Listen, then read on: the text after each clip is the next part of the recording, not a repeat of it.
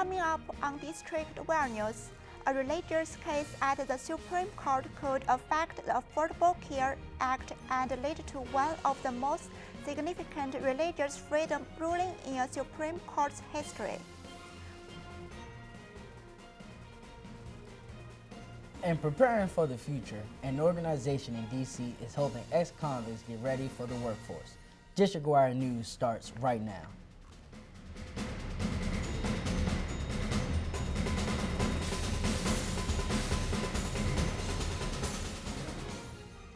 Good afternoon, I'm Tina Lee. And I'm Deontay Smith. New developments have surfaced of the missing Malaysia Airlines Flight 370. The flight went down in the southern Indian Ocean, said Malaysian Prime Minister. According to a relative, the Beijing airline told them all lives are lost. The cause of the airplane's disappearance remains a mystery. The Supreme Court is about to hear another case against the Affordable Care Act. Some family-owned businesses say providing certain contraceptives offered in their employees' health plans goes against their religion. Mary Gorman is in the studio with more. Thanks, Tina. Well, some nonprofits have gotten around giving contraceptives to their employees. Most private businesses have faced steep fines for not complying. This Supreme Court decision could change that. The Supreme Court will hear oral arguments Tuesday on if Obamacare can require private companies to cover birth control for their employees. Nearly 50 family-owned businesses have sued, saying their religious rights are violated by providing coverage. In 2010, the Supreme Court decided corporations have free speech rights. Now the question is, do private companies also have freedom of religion? Religious arguments were used to invalidate law. And if law allows people to be of any religion, then everybody could probably make an argument that they should be exempt from just about any law that they disagree with. People were already lined up and waiting for the chance to be in one of the 50 seats to hear the arguments tomorrow. I think we should be able to agree that people should not be forced to pay for someone else's use of contraceptives. Women's rights groups are expecting hundreds of supporters to come out to the Supreme Court tomorrow to rally in front of the decision. A final decision is not expected until June. Back to you, Tina. Thank you. Washington, D.C. has an alarming increase in homelessness. According to a Washington Post survey, there are nearly 7,000 homeless men and women and 800 homeless families who say that the district is not doing enough. In January, city officials say that they are going over and beyond with the limited and tight budget. D.C. is not going to end any epidemic of homelessness because when they talk about shutting down shelters, that just creates another problem. And then some of the only places to eat, like Sam's and Marion's Kitchen, are being just run by people who are security and supposed to help us when they're really barring us out of everywhere, even right here at Martin Luther King Library.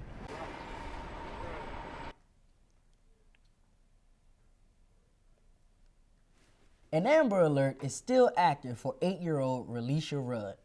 Police believe Relisha is with Khalil Tatum, a janitor at the homeless shelter where the girl had been living with her mother and her stepfather.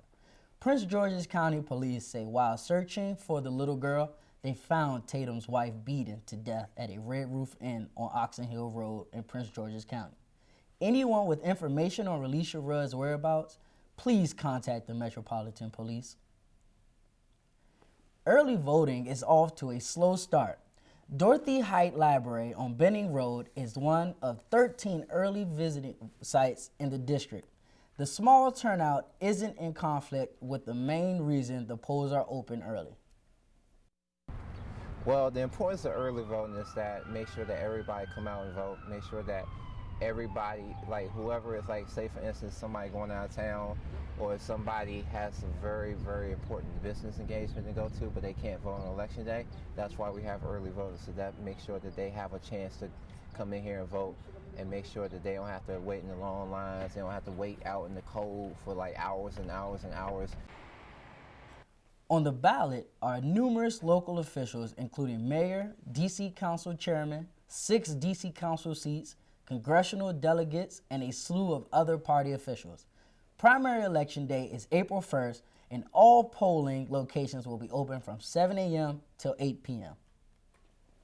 According to a study published in JAMA Psychiatry, about 1 in 5 children diagnosed with autism from 2006 to 2008 have lost that classification with the new diagnostic criteria. Ariel Berry has more. Parents and professionals are criticizing the new way autism is being diagnosed. The new guidelines eliminate specific disorder names, like Asperger's. Now there is a single broad diagnosis called autism spectrum disorder.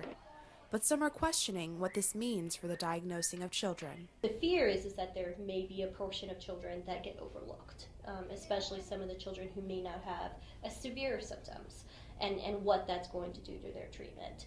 Since May, autism diagnoses have dropped 33% under the new guidelines. Castle says some children who in the past may have been diagnosed with a form of autism could now be diagnosed with a social communication disorder. Parents worry this could keep children from getting the help they need. My concern with these children who might have normally or in the past been diagnosed with autism and not being diagnosed with autism now is that they might not get the same level of service and they might really truly need it. Despite concerns, autism experts and parents are saying the change could be a positive thing. They are hoping the new umbrella term will unite parents and create better care for children. When you have everybody divided, that really doesn't, create change. We need everybody to kind of get together so that parents can create change and we can get the services that we need for our children. That is the main thing. That is the bottom line. The association calls the new guidelines a working document and would be willing to make changes in the future if needed. For District Wire News, I'm Ariel Berry. Virginia Organizing, a liberal advocacy group, held a rally encouraging the Virginia state legislature to pass Medicaid expansion. The Virginia General Assembly polarized the issue of Medicaid program. Republicans want to consider Medicaid as a separate issue, while the Democrats want the expansion included in the general budget. A Maryland bill could make owners liable for dog bite regardless of breed. Bonnie Clove has more. The General Assembly is holding a hearing on legislations about pit bulls. The Maryland law says if any attack occurs, pit bulls owners and the owner's landlords will be liable for the incident. The law that passed in 2012 increased the number of pit bulls at animal shelters. Officials believe the new law will no longer discriminate the pit bulls and their owners. There should be some training, extra training for people who are going to own pits and Rottweilers, dogs like that. But they're wonderful dogs. If they're trained properly, then they really make great pets. Andy Ramier is about to adopt 2 cats at the Montgomery Animal Shelter. He believes the new regulation should apply to any kind of dog breeds. Yeah, it shouldn't happen at all, even once.